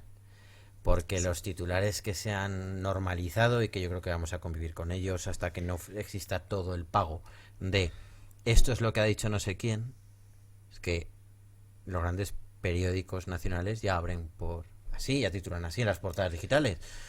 Lo que ha dicho no sé qué. Pero yo creo que nos Así estamos ahora... refiriendo solo a un no sé quién. Quiero decir, en pandemia, Ujú, si hemos titulado en algún momento por un no sé quién, ha sido por la barbarie que haya ocurrido en Madrid o por la respuesta que haya dado el ministerio. ujú. Pero nada más.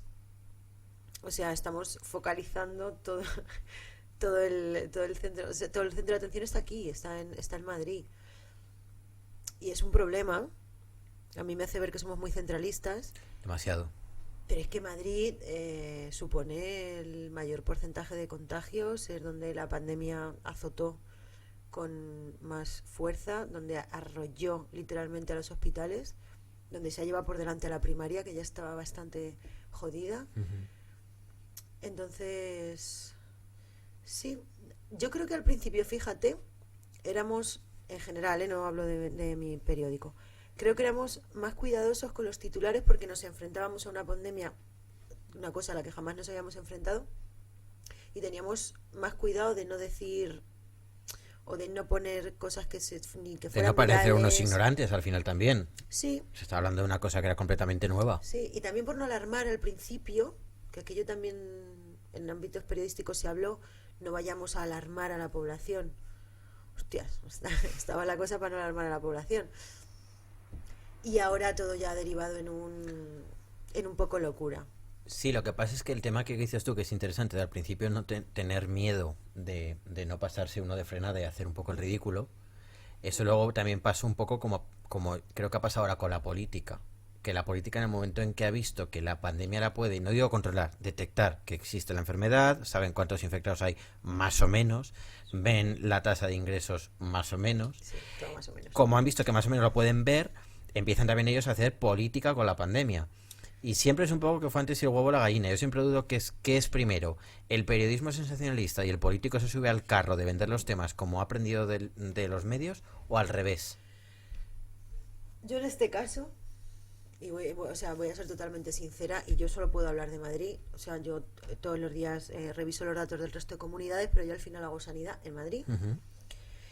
En Madrid no se ha subido nadie al carro del periodismo. O sea, yo cada día pienso, me levanto en una distopía,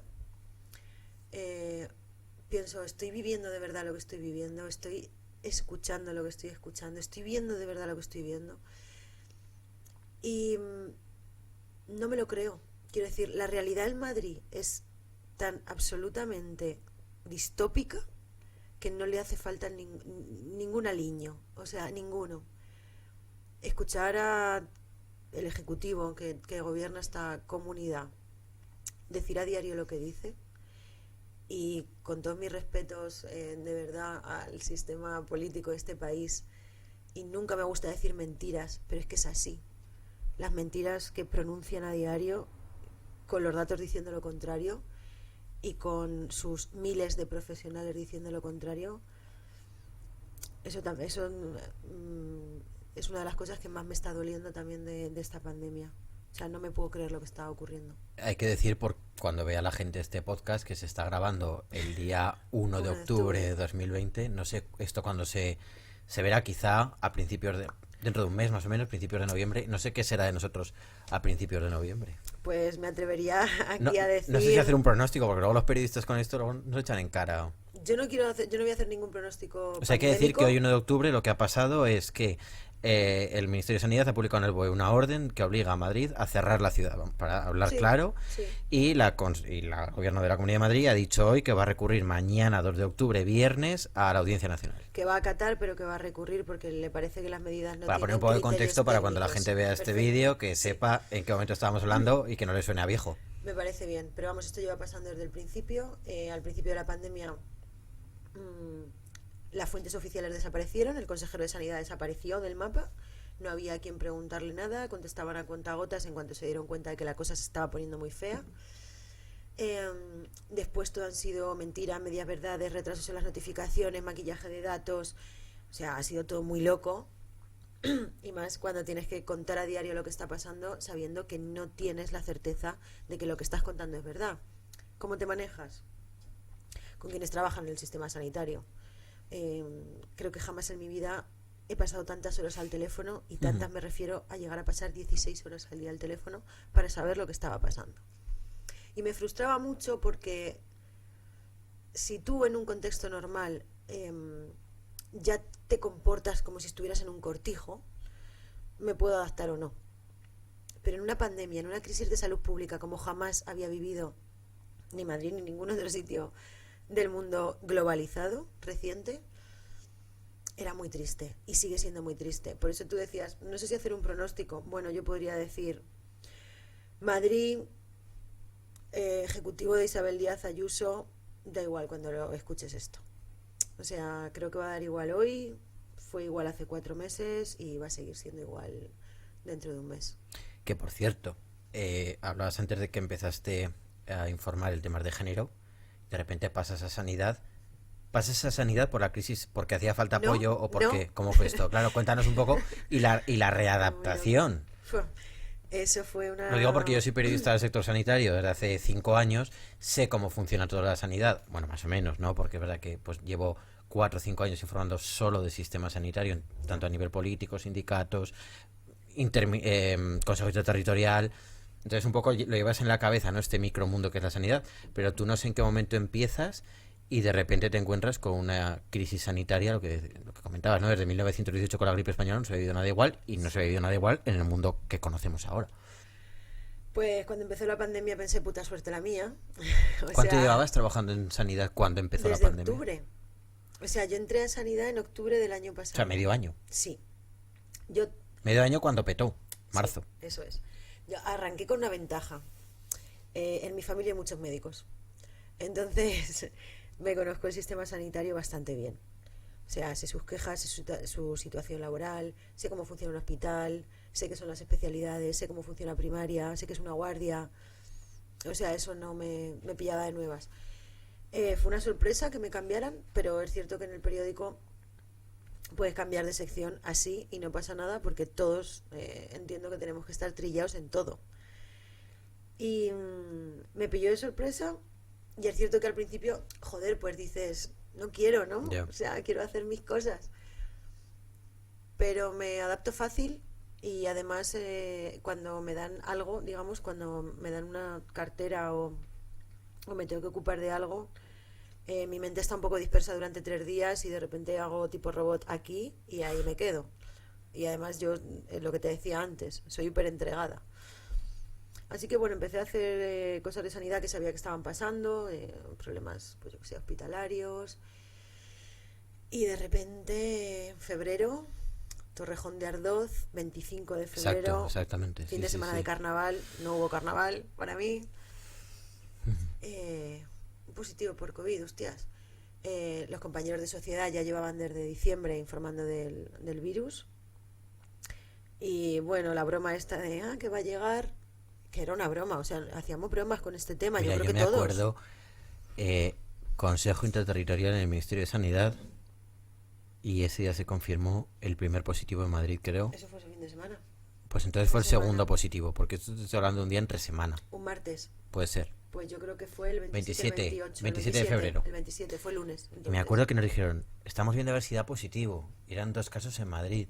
Evidentemente en Madrid el 27 de febrero, bueno, en Madrid, en todas las ciudades españolas, Valencia, que vamos a contar también, pero evidentemente esa fecha había miles de positivos Sí, ya, sin saberlo. gente que no lo sabía, o gente que ha pues tenido un catarrillo, una gripe, tal, o gente que estaba ingresada, Sí, sin saber que era sin saber que era coronavirus. eso. Eh, y es verdad que fue una cosa, fue una pisonadora. Totalmente. Mira, cuando hablo de género, como hace 8 meses que no estoy dedicada en exclusiva a ello, Ujú. me encabrono, pero me toca menos la patata. Aparte de que si me va a hablar 5 minutos más de una cosa que me importa mucho, me toca la patata igual. Pero si me pongo a pensar en los últimos 6 meses, te juro que podría estar llorando durante 3 horas. O sea, qué puta bestialidad, de verdad. Qué cosa tan inesperada para todos, que dura. Y yo creo que no nos vamos a dar cuenta de lo crudo que ha sido. Nosotros al final estábamos en casa, Juanma. Estábamos No, en no, casa. yo en eso no Y me... lo hemos pasado muy mal, pero estábamos en casa. Teníamos casa en una capital europea del primer mundo, Sí. con trabajo, Sí, eh, incluso el que haya servicios de comida a domicilio, supermercados y demás, sí, sí. sí. Pero mirar, yo qué sé, pienso mucho en los sanitarios. Recuerdo una noche, específicamente una noche, Ujú. 21 de marzo, eh, me llamó un intensivista y igual no pude dormir en 2 días. Luego nos dimos cuenta de que ese fin de semana fue el de mayor crecida, que llegó luego al pico el 5 de abril, fue el pico en los hospitales. Sí, porque el 1 de abril fue cuando se notificaron casi los 1000 muertos, Sí. mítico, Efectivamente. desgraciadamente mítico 1 de abril. Sí, Sí, yo, recuerdo por ejemplo, ahí que- me tocó también un poco en eso, lo comentaba también otro día con Antonio Villarreal cuando estuvo aquí, porque mi hermana es médico y era médico en el Clínico de Madrid. En el Clínico San Carlos. Sí. Y su novio es neurólogo en el Miguel Servet de Zaragoza, pero evidentemente a él sí que le tocó, porque mi hermana un poco basculó entre echar una mano en COVID y seguir atendiendo a las mujeres, que es que es que también nos hemos olvidado de que la gente sigue dando a luz, teniendo problemas de cualquier tipo a nivel, bueno, el servicio de ginecología, que es el de mi hermana, ¿no? Bueno, Que es es que eso es lo que que vamos la a gente sigue arrastrar. poniéndose enferma. Eso es lo que vamos a arrastrar de aquí en adelante. Y el novio de mi hermana, mi cuñado, sí que tuvo que estar en el Servet atendiendo COVID. Y ese chaval, que es un médico joven, bueno, era MIR de último año, igual que mi hermana. Estaban acabando el MIR. Yo creo que vivió cosas que va a marcar también una generación de médicos en No, este seguro. país. Pero fíjate que no creo, yo creo que no solo a los residentes. Había una cosa que a mí me sorprendió mucho en un momento. No, no era sorpresa, ¿no? Era como madre, o sea, madre de esto. Enfermeras, Sí, tú sabes que hay muy pocas enfermeras de críticos. sí, sí, sí. Igual que hay pocos intensivistas en Las relación a la especialidades pandemia. enfermeras están muy poquito desarrolladas en España. Efectivamente, de hecho no hay casi especialidad de enfermería. Entonces, de repente, escuchar al otro lado del teléfono muchísimas noches a enfermeras de pediatría, por ejemplo, o una enfermera de planta, que no había visto en su puta vida un crítico y que de repente la habían metido en una UCI, que no era una UCI, No, era una URPA, cama con un o una respirador. REA, era una cama con un respirador en cualquier sitio, en un quirófano, donde fuera, a un paciente pronado, es decir, boca abajo y con 2.000 luchando por millones respirar. 200 millones de tubos en su cuerpo. Claro, lo pasaron mal. Sí, es lo que tiene, claro. Lo pasaron muy mal. Y ese momento de no he visto jamás en mi vida un crítico, mucho menos en medio de un hospital totalmente cerrado. Yo el día que pasé al Marañón, lo que más me llamó la atención, y además en lo que primero reparé, fue en el silencio absoluto que había en ese hospital. Sabes que en un hospital siempre hay gente que va con su familia, con no sé quién, aquí vengo a verte, no sé qué. Nada. Sí, los hospitales, yo, vamos, lo Nada. típico de... he ido a ver a mi hermano que está ingresado y ya de paso me paso por las 8 plantas, eso pasa mucho en Zaragoza, que como es una ciudad más A ver pequeña... quién hay, ¿no? Claro, en Zaragoza es una ciudad más pequeña y, por ejemplo, yo soy de un barrio, entonces mi barrio está asignado al clínico, entonces la gente va a ver a un familiar directo al clínico y de paso se hace una ronda por las plantas a Ya. ver qué tal está fulanito, que me han dicho que está ingresado, o menganito, claro, hombre, No. eso... Bueno, eso en el Marañón entiendo que no pasará. Imagino que no. Pero el silencio era absoluto y lo único que se oía era de repente alguien tosiendo, alguien llorando alguien con ayudarme a ponerme la bata, o falta una mascarilla, falta un... yo qué sé. Fue una cosa muy... Es verdad que los periodistas tenemos suerte, y eso sí que es lo bueno que tiene esta profesión, que tenemos la suerte de ver cosas o de conocer cosas que la gente no tiene esa oportunidad. No me refiero a ir a un hospital público de la ciudad más golpeada por una pandemia mundial, que quizás es una situación muy concreta y muy privilegiada, pero hablo del día a día. Quizá. Sí, sí, eso satisface. Yo siempre digo que nosotros somos como un ser humano un poco elevado a la máxima potencia en este tema del cotilleo, ¿no? Nosotros somos gente curiosa por naturaleza. Y ser periodista también depende de dónde, ¿no? Porque, no sé, si yo me dedicara al periodismo deportivo, por ejemplo, que es una cosa que me fascina, por ejemplo, quien escribe de ciclismo, pero no entiendo, o sea, no tengo ni puta idea de ese tipo de cosas. Pero la gente que hace sobre todo temas del día a día, ¿no? De Sí. economía, sociedad, salud, sanidad, joder, es muy guay. Porque al final tienes acceso a cosas de primera mano, además, que la mayoría de la población no tiene. También es muy bonito poder tener el conjunto suficiente y poder tener la mira lo suficientemente ancha como para recogerlo todo y poder enseñarlo todo. Tú, de esa información que dices que te llega todos los días, pues ahora por ejemplo en el tema de sanidad o antes en feminismos o cualquier otra cuestión, ¿has callado mucho para cuidar una fuente? Sí. Es que a veces yo creo que cuando los periodistas contamos una historia, contamos una parte de la historia, y muchas veces, a veces hasta la parte menos interesante. Muy pequeño. O la parte que menos pone en contexto a la situación que interesa de esa historia. Sí, esto a veces ha pasado. Mira, en género puede pasar habitualmente. Tú tratas, al final, pues, no sé, cuando haces temas de violencia de género dentro de la pareja o fuera de la pareja, o cuando haces temas sobre violaciones, abusos, etcétera, y tú hablas con mujeres que te están explicando eso, hay muchas cosas que creo que si ellas te lo piden obviamente no puedes contar, y otras que creo que no debes contar, porque hay una línea muy fina que a veces yo creo que se traspasa, a veces adrede y a veces inconscientemente, entre el morbo y la historia. Tú puedes contar una cosa sin morbo contándolo todo. A veces es necesario quizás ser muy crudo en una historia en este tema, probablemente sí, Yo creo que sí. porque las cosas hay que llamarlas por su nombre.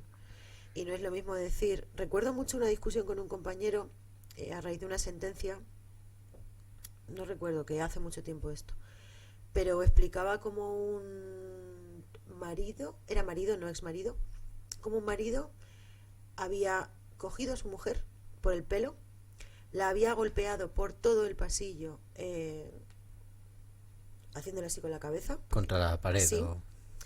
Después la había tirado en el suelo de la cocina y la había acuchillado. Había más de 35, 40 cuchilladas. Era una puta barbarie. Discutíamos si había que contar eso así o si había que decir acuchilló a su mujer y la maltrataba habitualmente. Hostias, para mí no es lo mismo. Yo sé que es una imagen muy dura y que es una imagen muy cruda. Bueno. Pero es lo que pasa. Pero es lo que pasa. Es lo que pasa. Y cuando en México empalan literalmente a las niñas, porque las empalan o las descuartizan y las entierran, hay que contar eso. A lo mejor no hay que contar un adolescente ha asesinado a otra menor. No. Ya, es el sufrimiento hasta que esa persona además ha muerto. Ya no solamente es que haya muerto, que es una víctima, ¿sí? Sino de la manera en la que se ha ido. Sí, es que creo que vemos eso como morbo porque durante mucho tiempo lo dimos como morbo, cuando esto eran problemas de casa, problemas del hogar, que en realidad nunca lo fueron, eran un problema social y un problema de la sociedad.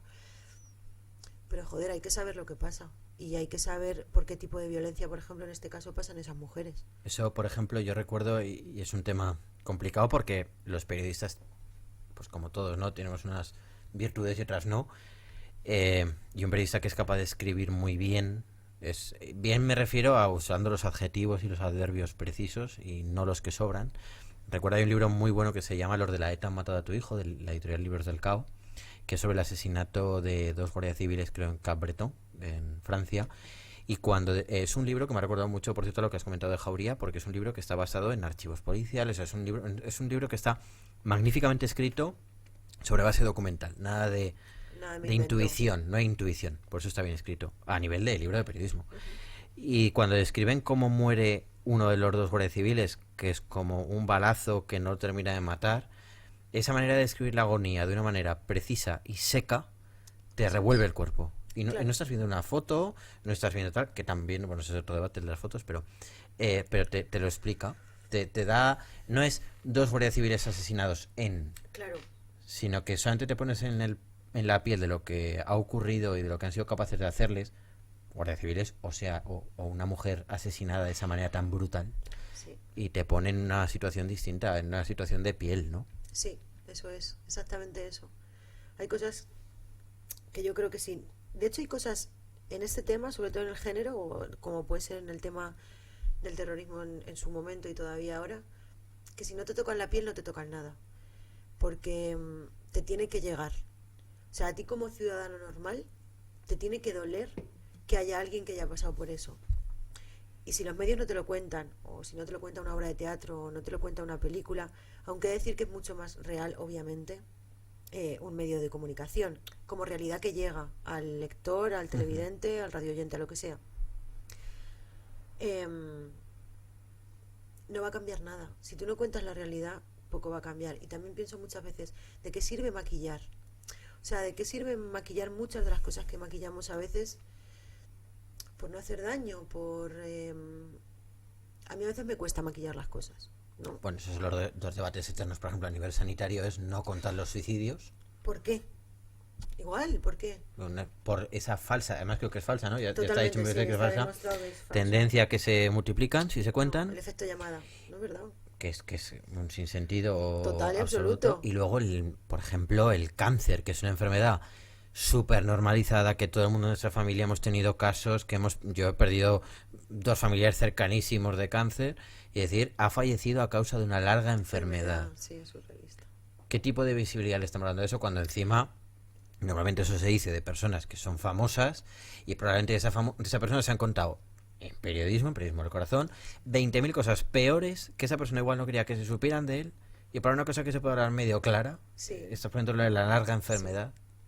Pues es un poco un absurdo, y al final esto se dice mucho en feminismo, que es de lo que no se habla no existe, ¿no? Ujú. Y pasa un poco con todo lo demás. O sea, el debate este que hubo en plena pandemia con los muertos, Sí, con la foto de los ataúdes. sí, sí. ¿Había que darla así? ¿No había que darla así? ¿Se hizo con intención morbosa? ¿Amarillismo? No lo sé. Pero ahí estaban los muertos. A mí sí que me pareció que había que Ahí darla. estaban los muertos. Mira, hay una imagen que la metí en un reportaje, no como imagen, sino como, entiéndeme, redactada, Sí, como un flash, Sí. para poner al lector en situación. que probablemente sea una de las cosas que más grabadas tengo de toda la pandemia, ¿no? De lo peor de la pandemia. Esto era a finales de marzo. Ujú. Que me llamó un médico de un hospital grande. Me contó que estaban hasta arriba, o sea, hasta arriba. Me dijo, igual de esta no salimos, y me lo decía realmente porque lo pensaba, no vamos a salir de aquí. Y después me llamó un médico de un hospital pequeño y me lo dijo de otra manera que me pareció mucho más cruda, pero mucho más visual, y me dijo, he bajado a donde tenemos a los muertos y me he ido tropezando con ellos por el pasillo, porque ya no había sitio en la morgue y están amontonados abajo. Sí, sí. Y hostias, dije, una cosa es de esta no salimos, y otra cosa es que un médico te diga, he bajado un momento y tengo muertos apilados en el pasillo. No había sitio donde meterlos. Es que aparte de eso, la sociedad, o sea, los periodistas, perdón, si no le contamos eso a la sociedad, estamos engañando. Y te voy a poner un ejemplo muy curioso con eso que dices tú. Recuerdo que mi hermana un día me contaba que estaba en casa encerrada, claro, ella su vida era ir al hospital y volver a Y casa. volver a casa. Y entonces estaban haciendo el tratamiento de mantenimiento de plagas en el edificio donde ella vive aquí en Madrid. Y pues lo típico, ¿qué tal? ¿Cómo va? Pues no sé, yo creo que en esa época todos éramos un poco más empáticos con la gente. Y sobre todo los que vivimos solos. Y mi hermana en ese momento vivía sola, yo vivo solo, entonces es verdad que te encontrabas a alguien, aunque fuera a comprar el pan por la mañana, hijo, por lo menos. Le quería saludar. Sí. Ya. Y, y me acuerdo que el tío le dijo, pues he pasado un marzo y un abril malísimo, porque íbamos a las residencias a ayudar a desinfectar, y en todas las residencias había 4 o 5 habitaciones con aire acondicionado toda hostia, nos decíamos que no entráramos ahí porque había abuelos muertos o pirados. Si Sí. tú luego escribes una noticia donde tú eso parece que no existe, el que se lee eso, que ha vivido eso, o que es su marido, su hermano, su mujer y sabe lo que hay, es decir, bueno, es que estos tíos que me están contando aquí. Efectivamente. Sí. Además, yo creo que contar la realidad tal y como es, sin entrar en el morbo, repito, porque tú Ujú. puedes ser totalmente aséptico.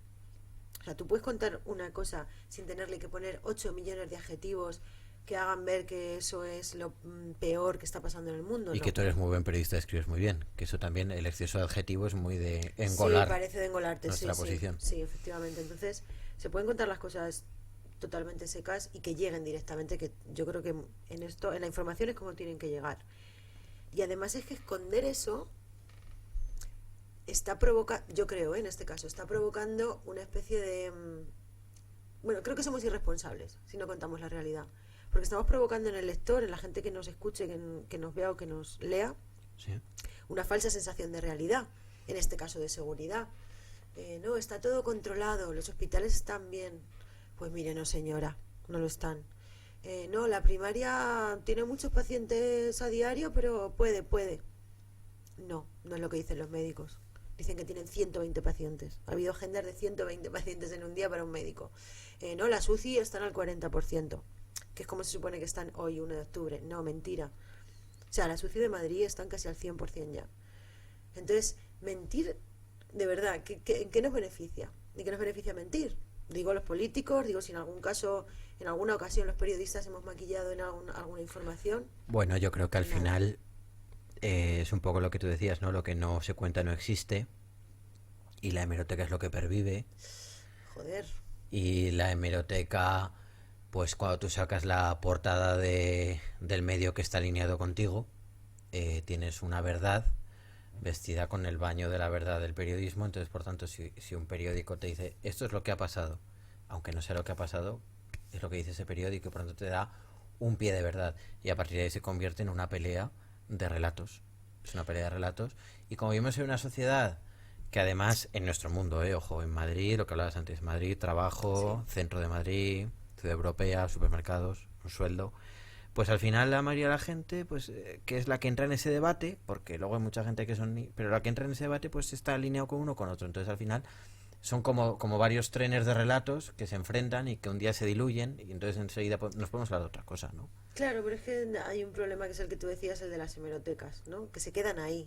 Y al final el periodismo, en el mundo en el que vivimos hoy, está construyendo los libros de historia a diario. Y esto es lo que estamos haciendo y esto es lo que se va a quedar.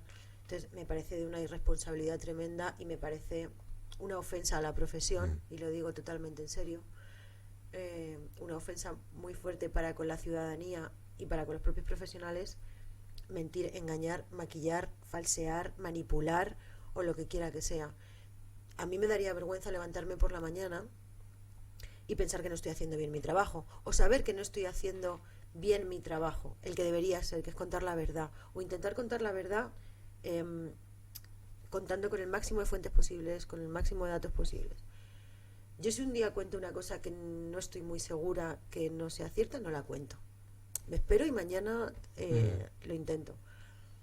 Pero sería incapaz, creo, de verdad que lo creo, sería incapaz de decir una cosa que sé que es falsa. Claro, es verdad que eso con la precariedad, uno, del modelo de negocio de los periódicos y dos, de los sueldos de la profesión, unidos Sí, eh, a una masa de parados periodistas ultra preparados, muchos, otros pues quizá no tan preparados, pero sí con su carrera y con toda la disposición.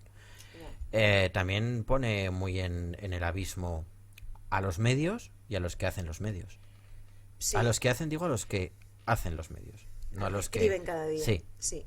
Bueno, pues sí, en esto soy una privilegiada también. Tengo unos jefes maravillosos que me dan margen para trabajar, aunque siempre vamos a contrarreloj. Mm, Creo que en mi periódico, sinceramente lo digo, no se permitiría un falseo de las cifras, de los titulares y de los datos como hacen muchos otros. Y esto es así. Y está comprobado, quiero decir, no creo que no me arriesgo nada en decir esto porque lo que yo digo a mí me lo respaldan los datos y el relato de los profesionales, Sí. que es el que me importa. Entonces, si yo estoy respaldada por las cifras y por la experiencia diaria de decenas de profesionales, yo no tengo miedo a decir lo que digo. Y duermo bien, cuando duermo. Cuando duermes, duermes bien. Sí. Bueno, mejor 4 horas bien dormidas que no levantarte 4 veces por la noche y ir a picar a la nevera, ¿no? Sí. Pues mira, para acabar, porque llevamos ya un buen ratazo, la verdad, y como tiene que ser, que por eso esa es la intención de este podcast, llevamos 1 hora y media, creo yo. Es una broma. No, y la gente lo escucha, ¿eh?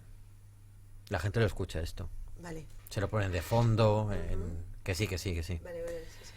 2 preguntas que le hago a toda la gente que pasa por aquí. Vale. Una, ¿cuál es el momento más especial que recuerdas como periodista? Y la otra, para que si la quieres ir pensando mientras respondes esta primera, ¿cuál es la mayor cagada que has hecho como periodista? Ese día que publicaste algo y te llamó la fuente diciendo, oye, esto no lo entendiste bien o esto no es así y tuviste que hacer una rectificación. Uf. Pero bueno, vamos a empezar si quieres por el momento Por el momento bueno, sí. más, bueno, no sé si bueno o malo, especial. No tiene por qué ser bueno, simplemente que a ti te marcara. Que a mí me marcará. Mira, es una tontería, bueno, no es una tontería, pero el primer día que recibí una carta en el periódico a mi nombre que ponía Isabel Valdés Sociedad, fue el día que fue una semana después de entrar a hacer género o una cosa así, me hizo especial ilusión, que es una... Pero no sé, para mí fue como un reconocimiento interno a, bueno, varios años que yo llevaba escribiendo sobre un tema y aprendiendo sobre un tema. Fue bonito, la verdad.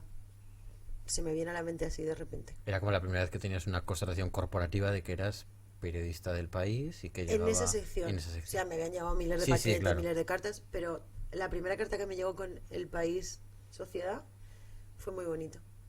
Qué guay. Y es que lo otro... Mira, lo otro es una cosa muy fea que me pasó. Puedes dar los datos que tú quieras, ¿eh? Los O sea, voy a dar tampoco todos. hay que... Los voy a dar todos. Fue una cosa muy fea que me pasó y creo que no lo hice mal. Y sigo defendiendo que no lo hice mal. En el blog Mujeres Sí. yo publiqué un artículo. No lo había escrito yo, lo había escrito un colaborador que tengo, que es uno de los hombres feministas más maravillosos que yo he conocido en mi vida, que se llama Octavio Salazar. Ujú. Es catedrático. Y escribió él un artículo que se llamaba Rafael Hernando, el hombre que no deberíamos ser. Porque el buen señor, como acostumbra, había, bueno, no recuerdo qué perla exactamente Sí, había bueno. pronunciado en el Congreso. Sí. Y se lió muy parda. Se lió tan parda que se me llamó a filas, de alguna manera. Y durante unas breves horas, nada que ver la dirección actual con la dirección de aquel entonces, ¿vale? Era otra dirección. Sí, sí. Me cerraron el blog. Me dijeron que me iban a cerrar el blog. Lo retiraron de la web. Y me sentí, o sea, me acojoné, literalmente. Pensé, mañana me echan. Ujú. Pero pensé, si me echan, me voy a ir de verdad, pues como duermo bien todos los días. Y fue probablemente sea el momento que más he sufrido. O sea, he sufrido miedo de decir, joder, me voy a ir de aquí por una cosa que creo que está bien hecha. Ya. Y al final, bueno, hubo una persona que intercedió por la cuestión, el blog se reabrió y todo fue bien. De hecho, de aquello salió un libro de Octavio que se llama El hombre que no deberíamos ser. Salimos en todos el resto de periódicos porque habíamos retirado una opinión sobre este señor del PP. Que no es ejemplo de nada. De nada, absolutamente. Ni siquiera de su ideología. Ni siquiera, de hecho. Y ya está. Sí, ese fue probablemente el peor momento. Nunca me ha pasado que alguien me llame. Siempre hay fuentes que dicen, joder, esto te lo dije y te lo podías haber ahorrado. O, cabrona, esto me dijiste que no lo ibas a poner. Bueno, pero eso es como el pis antes de los nervios, ¿no? Que Sí, se sí. ponen muy bravos, pero cuando lo ven Sí. publicado dicen, hostias, ¿qué he dicho aquí? Sí, sí, bueno, pero eso. Pero nunca me ha pasado una cosa muy tocha como que yo recuerde de, hostia, la has liado pardísima. No me ha pasado nunca. Bueno, eso es bueno. Y además, mejor si algún día pasa, ojalá no, ya Puede te cogerá ser, con ¿eh? más tablas, ¿no? Sí, pero bueno, si todos nos equivocamos en algún momento. Hombre, y yo creo que con el nivel, nuestra profesión, yo creo que una parte del trabajo es equivocarse.